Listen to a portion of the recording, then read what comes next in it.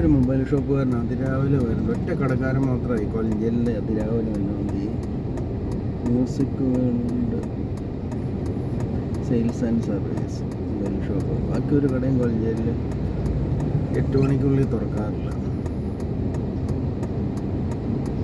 ഞാൻ ഈ പാർക്കിങ്ങിൻ്റെ ഓപ്പോസിറ്റുള്ള ഒരു കടക്കാരൻ മാത്രം അതിരാവിലെ വന്ന് തുറക്കാറുണ്ട്.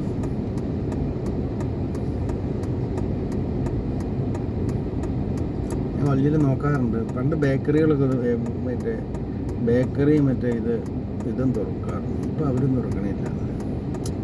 ഒരു 10-15 കൊല്ലം മുമ്പൊക്കെ ബേക്കറി നേരത്തെ തുറക്കാറുണ്ട്. അതുപോലെ മെഡിക്കൽ ഷോപ്പും തുറക്കും. എനിക്ക് തോന്നുന്നു അവർക്ക് ആവശ്യത്തിനുള്ള സെയിൽസ് ഇല്ല എന്ന് തോന്നുന്നു. അത് രാവിലെ തുറക്കാൻ മാത്രമുള്ള സെയിൽസ് ഇല്ല എന്ന് തോന്നുന്നു.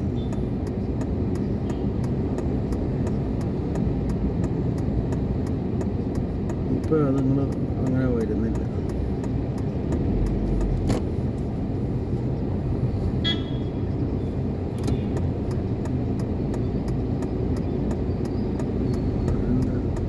ഇവിടെ ഭയങ്കര ബ്ലോക്ക്. അതിരാവിലെ അങ്ങനെ വലിയ ബ്ലോക്ക് ഉണ്ടാവേണ്ടതല്ല.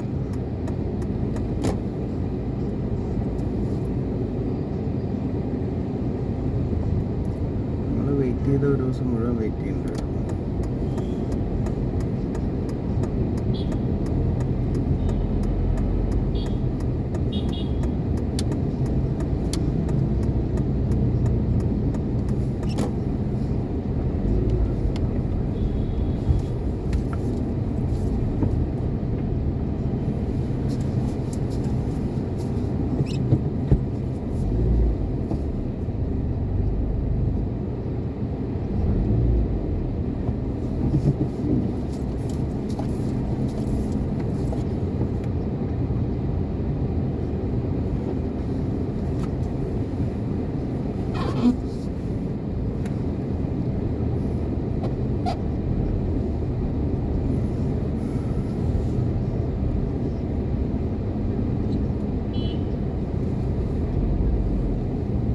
കൊല്ലയിൽ കണ്ടില്ല, ഒരു കടയും തുറന്നിട്ടില്ല. ഈ അത് രാവിലെ നമ്മളിപ്പുറ സൈഡിൽ നിന്നുണ്ടെങ്കിൽ ഓറഞ്ച് എന്ന് പറഞ്ഞ കട ഇടയ്ക്ക് തുറക്കാം. ഇപ്പോൾ അവരും തുറക്കണ്ട. ഞാൻ കാർ അങ്ങോട്ട് മാറ്റി.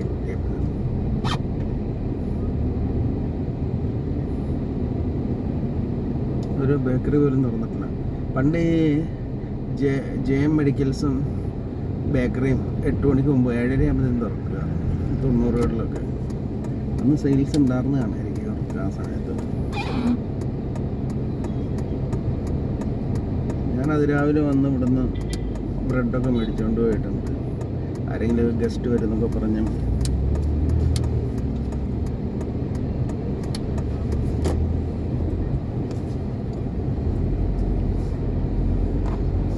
മെഡിക്കൽ ഷോപ്പും അതിരാവിലെ തുറക്കാം. 8 കഴിയാറുണ്ട്. Medical shop 8 കഴിയാറുണ്ട്. ഏറ്റവും ആദ്യം ജെ.എം. തുറന്നുകൊണ്ടിരുന്നത്.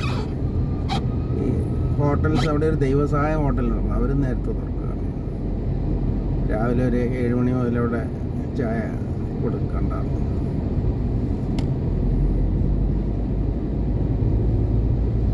ഇപ്പം മിക്ക ഷോപ്പുകളും 9 കഴിഞ്ഞ് തുറക്കാറ്. 9 കഴിഞ്ഞ്, പലതും 10 കഴിഞ്ഞ് തുറക്കാറ്. 10 മുതൽ ഒരു വൈകിട്ട് 8 വരെയാണ് മിക്ക ഷോപ്പുകളും കൂടെ. KL 43 N4632.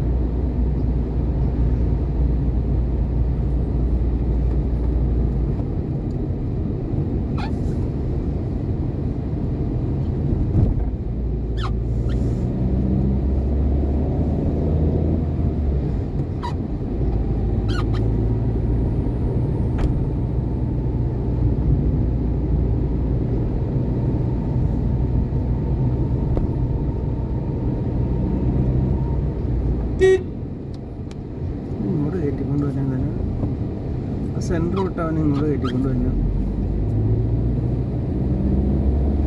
വണ്ടി ഓടിക്കാനറിയാൻ നല്ലതല്ല.